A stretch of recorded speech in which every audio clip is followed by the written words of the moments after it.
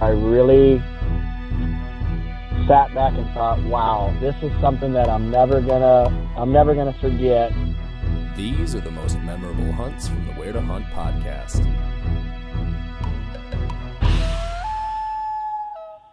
First time I went to Colorado solo by myself, parked at the trailhead. I had a 12.5 mile pack in, got into camp. Took me about 5 hours to get packed in, was camping at like 13,000 feet, was going to hunt in around 13,000, 14,000. And I remember getting set up that night, and I thought, okay, I'm going to climb to this top, the top of this big saddle, and that was kind of like off and back behind me. It was kind of close to camp, but I'm like, if I can get up there to the high point of that saddle, it'll be a good glassing point. I can glass both sides of the saddle. I remember getting up there about an hour before dark, and, I'm 13 miles back in the Colorado backcountry, in the high country. It's the end of August, and I remember, muleys are coming out and elk coming out, and there's everything's coming out right before dark and feeding, and I just remember sitting there thinking to myself, like, man, I'm from Ohio, but I'm about to live back here for God only knows how many days by myself.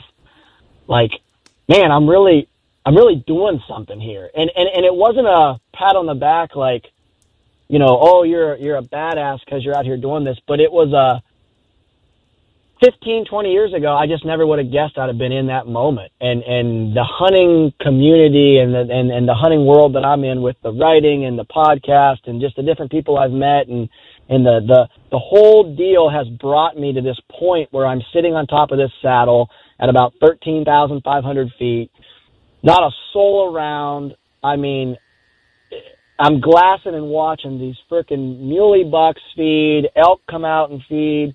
And I remember walking back under the stars that night, heading back to camp. I stayed till it was pitch black, and I remember flipping my headlight on and heading back down the mountain. I had to drop an elevation about 1,000 feet to get to camp. And I just remember thinking, it's breathtaking to me to be able to take in that moment and be like, man, like this, like hunting has led you to this right here, this moment, this time in present day. And it was gratifying to kind of know that, like, I was back there on my own, and I had the skill set and the mindset to be able to live back there. And that was like the adventure ahead of me. And it was just one of those moments where I was just like, bow hunting has shaped me as a person. These are the most memorable hunts from the Where to Hunt podcast.